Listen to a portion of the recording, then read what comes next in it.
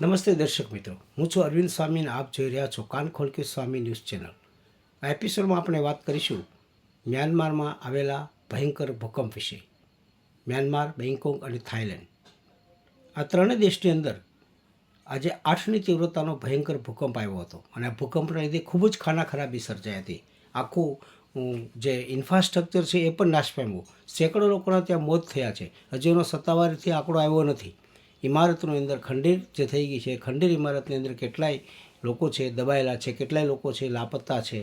ઘણું બધું ખાના ખરાબી અને જેને કહી શકાય કે બચાવ કાર્ય કરવું એ પણ અત્યારે ત્યાં અઘરું થઈ ગયું છે.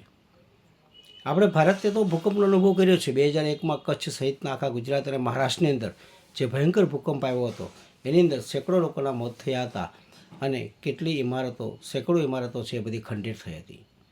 અમે દર્શક મિત્રોને જણાવી દઈએ કે વાવાઝોડું આવે અને એ પછી જે રાહત કામ શરૂ થાય, બચાવ કાર્ય, એ બહુ સહેલું હોય છે, સરળ હોય છે. કારણ કે વાવાઝોડું એક વખત આવે પછી ગયા પછી એકાદ વર્ષે આવતું હોય છે, તરત જ નથી આવતું. પણ ભૂકંપની મોટી તકલીફ એ છે કે ભૂકંપનો જે મેઇન શોક આવે એ પછી તરત જ આફ્ટર શોક આવે, બે ભયંકર હોય છે બધા.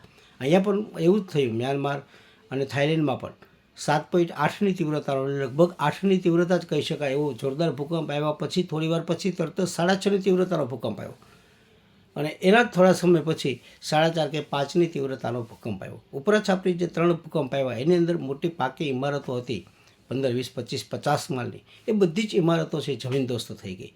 ભૂકંપ આવ્યો ત્યારે લોકો તેના કામ ધંધા ઉપર અને નોકરી પર હતા. પરંતુ એ પછી જે દ્રશ્યો, વિડીયો સામે આવ્યા છે એ આપણું હૃદય કંપાવી નાખે તેવા છે. આપણે એની સાથે સહાનુભૂતિ છે. ભારતે પણ તમામ પ્રકારની મદદની આ અસરગ્રસ્ત રાષ્ટ્રોને એને ખાતરી આપી છે કે જે મદદ જોઈએ અમે તમને કરીશું. પરંતુ આમાં કેટલાના મોત થયા, કેટલું નુકસાન થયું, આ બધી વિગતો આવતા વાર લાગશે. ભૂકંપમાં વાર લાગે છે, વાવાઝોડામાં સરળ હોય છે. કારણ કે ભૂકંપ આવ્યા પછી એના આફ્ટર શોક તો આવે જ છે, પરંતુ 2-3 દિવસ સુધી એના આફ્ટર શોક છે સતત ચાલુ રહે છે. એટલે રાહત કામ કરવું, બચાવ કામ કરવું એ બહુ અઘરું થઈ પડે છે. એમાં પણ ખૂબ, હું તમને કહું કે જોખમ હોય છે એની અંદર.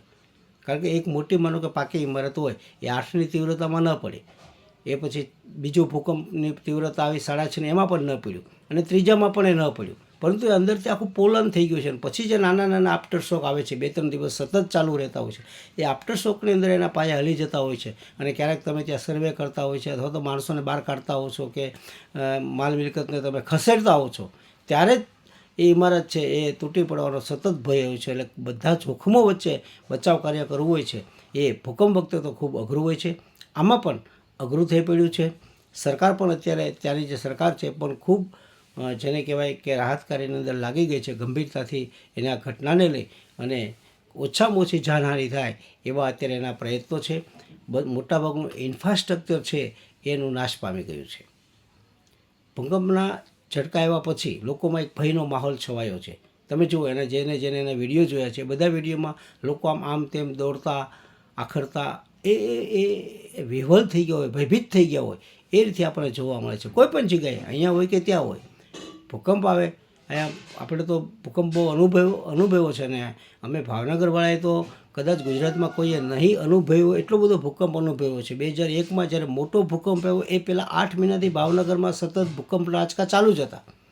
શિયાળાની કડકડતી ઠંડીમાં પણ અમે લોકો બહાર રોડ ઉપર સૂતા હતા અને રાત્રે 2-3 વાગ્યા સુધી રિપોર્ટિંગ કરતા હતા. એટલે અમને અનુભવ છે ભૂકંપમાં માણસોની કેટલી બધી સ્થિતિ ખરાબ થઈ જતી હોય છે અને કેટલો બધો ભય હોય છે, કેટલી બધી આપણને બીક લાગતી હોય છે. પરંતુ આપણે પણ, આપણા ભારત દેશે પણ એને મદદની બધી ખાતરી આપે છે. આપણે પણ જે લોકો ઘાયલ થયા છે અને જેને હોસ્પિટલમાં લઈ ગયા છે એને માટે ભગવાનને પ્રાર્થના કરીશું કે એ લોકો ઝડપથી સાજા થઈ જાય અને બચાવ કાર્ય છે એ વધુ ઝડપથી અને વધુ સરળતાથી થઈ શકે. તો હજી ઇમારતોમાં જે લોકો દબાયેલા છે અથવા આશંકા છે, જે લોકો લાપતા છે, તો એ લોકોને શોધવામાં અને મરણનો એક સાચો આંકડો છે એ બહાર આવે એવા પ્રયત્ન ત્યાંની સરકાર તો કરી રહી છે. આપણી પણ સહાનુભૂતિ એમની સાથે છે. આપણા આખા રાષ્ટ્રની પણ સહાનુભૂતિ એમની સાથે છે. આપણા વડાપ્રધાને પણ કહી દીધું છે કે ભાઈ તમારે મદદ, જે કાંઈ પ્રકારની મદદ જોઈશે, એ આપણા પડોશી દેશો છે અને કોઈ પણ પ્રકારની મદદ જોઈશે તો ભારત એ બધી જ મદદ આપવા માટે થઈને તૈયાર છે. પછી એ દવાની હોય, ખોરાકની હોય કે પછી લાપતા લોકોની શોધખોળ કરવાની હોય, એ તમામ પ્રકારની અંદર આ રીતથી આપણા પડોશી દેશમાં ભૂકંપનો જે મોટો આંચકો આવ્યો છે એને આજે ખૂબ જ બધે ચર્ચા થઈ રહી છે. ટીવી ન્યૂઝમાં પણ આવતીકાલે અખબારો પણ એનાથી જ બધા ભરેલા હોય છે. આપણે ભગવાનને પ્રાર્થના કરીએ કે હવે પછી ત્યાં બીજા કોઈ બહુ લાંબા એવા જોરદાર આફ્ટર શોક ન આવે અને લોકોનું જીવન શક્ય એટલી ઝડપે બધું રાબેતા મુજબ શરૂ થઈ જાય એવી ભગવાનને પ્રાર્થના. અસ્તુ. મારો એપિસોડ આપણે ગમ્યો હોય તો લાઇક કરજો, શેર કરજો, સબસ્ક્રાઈબ કરજો અને બેલ આઇકોનનું બટન દબાવજો.